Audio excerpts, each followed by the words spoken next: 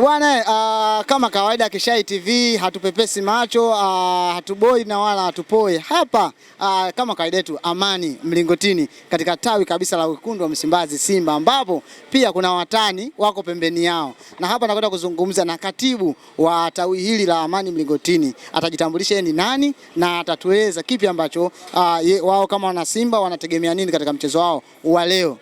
Katibu. Naam, assalamu alaikum wa rahmatullahi wa barakatuh. Habari mzuri sana. Kwa jina naitwa ndugu Abdalla Juma Abedi, katibu wa tawi la Simba Amani Mlingotini. Karibuni, tuangalie pale. Watu wakuone vizuri kabisa. Okay. Katibu, uko kwema kabisa? Alhamdulillah. Uko safi? Safi. Unajiamini? Wa afya. La mushkiri. Katibu, kwanza kabla tujaenda kuzungumzia mchezo wenu, unaweza kanipa historia fupi kwa nini mmeweka matawi mawili yote karibu ya Simba na Yanga na nyinyi watani? Yeah, tutakupa bahati mzuri hapa Amani Mlingotini. Simba Sports Club ndio walikuwa wa kwanza kuanzisha tawi hapa. Wa kwanza? Kabisa. Baada ya kuanzisha tawi hapa, pakawa wanakuja wanachama mbalimbali wakiwa wanatokea sehemu mbalimbali, wengine ni wana mapenzi na Yanga.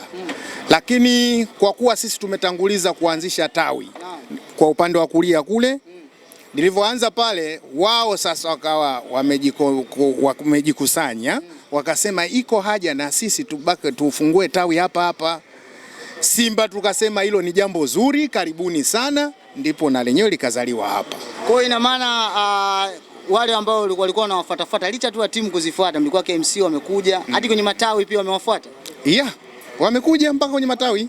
Hapa walikuwa wanakuja hata wa Azam. Wako wazee wa Azam hapa, tunafanya nao shughuli hapa pamoja, tunashughulika kwenye michezo na wao walikuja hapa. Yeah. Katibu, leo majira ya saa 1 mtakuwa mko pale nchini Angola kwa kucheza dhidi ya Petro de Luanda, na mpaka hivi sasa kwenye msimamo mna alama moja na wa mwisho. Kwenu unaona hali kama nyinyi mashabiki mmepokeaje licha ya kufanya vizuri katika michezo ambayo ilipitaga huko nyuma? Sisi kama mimi kiongozi najua ni misimu inayopitia vilabu vyovyote duniani. Kwa ni misimu. Klabu kuna kipindi inakuwa iko juu alafu inashuka. Kwa kipindi hichi sisi Simba tumeshuka kama system ya vilabu vilivyo. Lakini mechi ya leo kama hatukutoka na ushindi, nakwambia tena, kama hatukutoka na ushindi leo basi ni draw. Sasa kutoka na draw si ndio kwa moja kwa moja hiyo? Je, ni bye bye? Hatuna pressure kubwa sana kwa sasa hivi kwa nafasi na eneo tulilonalo. Hatuna pressure kubwa sana ya kupambana kule juu. Hatuna pressure hiyo. Kwa hiyo kama Atletico de Luanda wakiwa wamezubaa tunawala. Nawala kabisa. Kwa sababu ogopa sana timu ambayo inacheza haina pressure. Itakuadhibu. Kipi ambacho hilo ndio linaweza likatokea leo? Katibu, kipi ambacho unasema leo Petro akikaa vibaya kitawaramba ama kimewala? Klabu ya Simba kabla hatujafika siku ya leo, tulivyoanza mula ule mizunguko ile ya mwanzo, tulikuwa na wachezaji baadhi ambao walikuwa kidogo wamedrop na wengine walikuwa na sababu zao za nje na soka. Lakini Simba na uongozi wetu alhamdulillah ulishaona hivyo na wakaamua kufanyia masahihisho zile namba, wakarekebisha na ukusajili wapya. Sasa hawa waliosajiliwa sasa hivi wana ubora mzuri na wamenionyeshia kwamba wanaweza. Kama nani? Juzi walivyocheza uwanja wa Taifa tu wameonyesha. Pale mbele tuna vijana wageni wapya wawili ambao kwa kweli winga ya kulia ile pale inacheza vizuri, na huku kushoto nako kuna yes. Naye anaenda vizuri.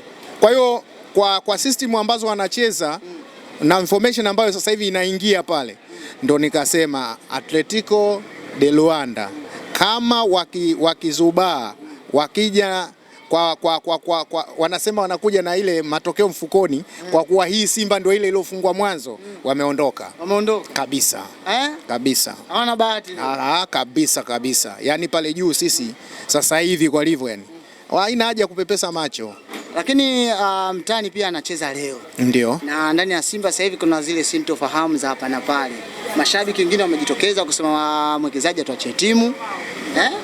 Na kuna wengine pia wanafika tu mpaka anakwenda kumkunja mwenyekiti. Hii kama katibu imekaje?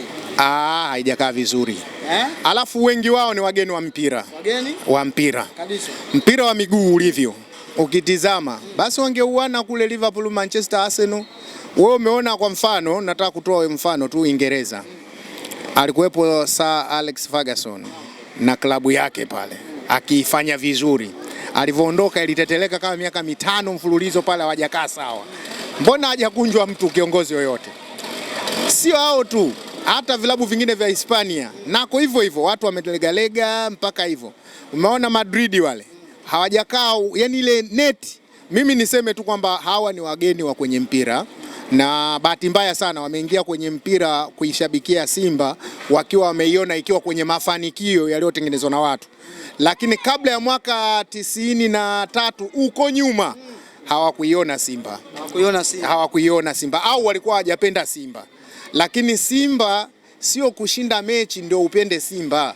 Simba maana yake wewe ipende isiwe na mechi, imeshinda mechi, haijashinda mechi, unatakiwa ipende Simba. Alikadhalika na timu ya mtani Yanga, iwe imeshinda matokeo ya ligi ya nje au ya bonanza lolote, uipende Yanga, lakini sio ipende Yanga kwa kuwa imeshinda. Huo sio upenzi wa mpira.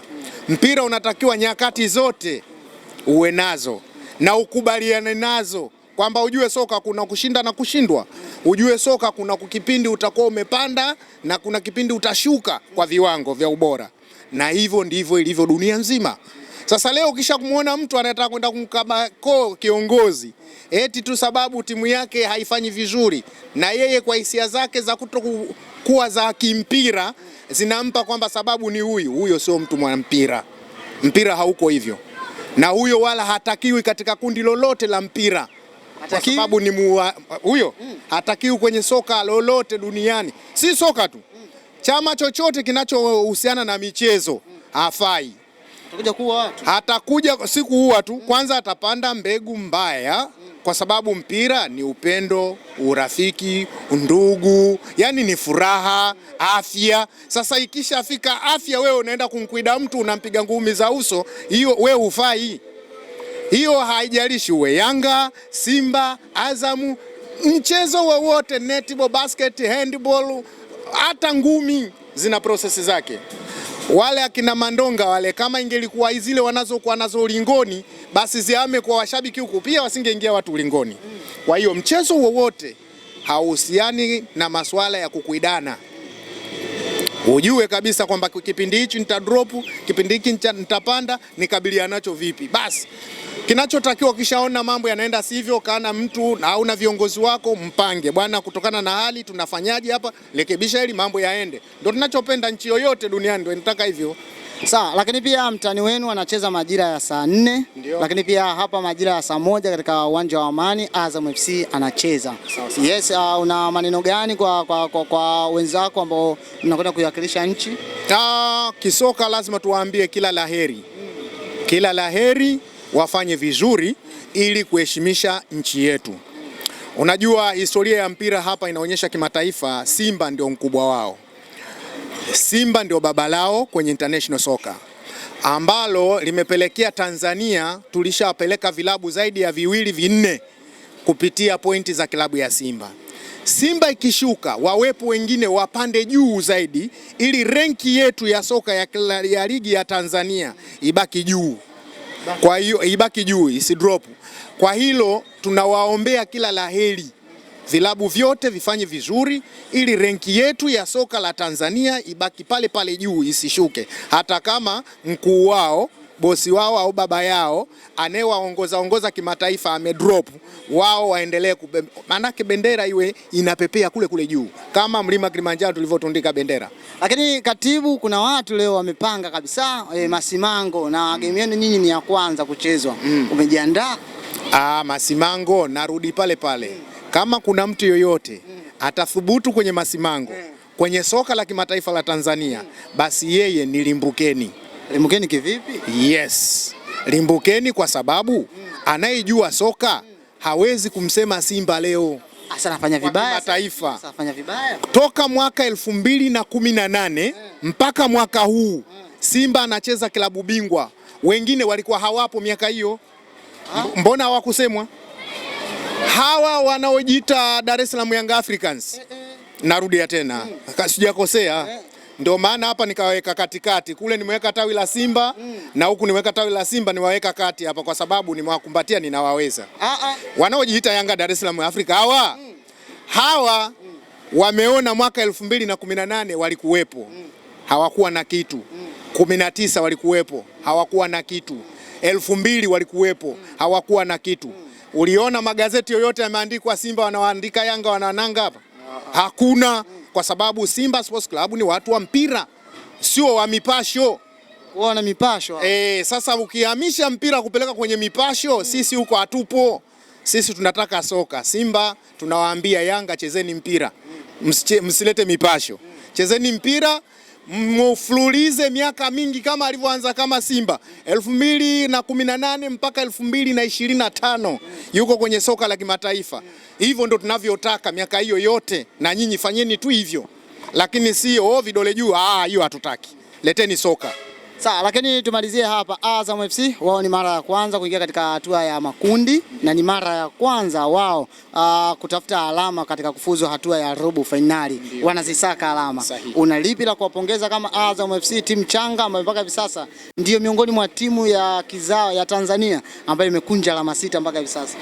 Kwa kweli kwanza ongera yao kubwa sana. Ongera kubwa sana na Azam kwa uwekezaji alioweka mwekezaji kwa klabu ya Azam. Kwanza walistahiki miaka 3 au 5 nyuma huko wao wamefanya kitu hicho wanachokifanya sasa. Lakini wanasema kawia ufike.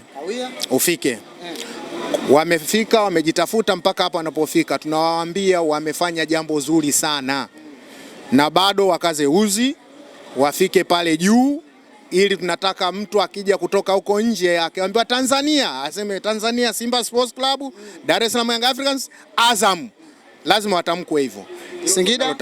Singida na wao wamekuja, lakini tunawapa na wao dua hii njema, wafanikiwe, kwa sababu kabla ya hapo Tanzania kwenye pointi zile za kafu tulikuwa tunaona pale Simba, Yanga na Namungo walikuwa na pointi 2.4 sui. Lakini sasa hivi Azam ameongeza pointi nyingi kwenye kwenye pointi za kafu.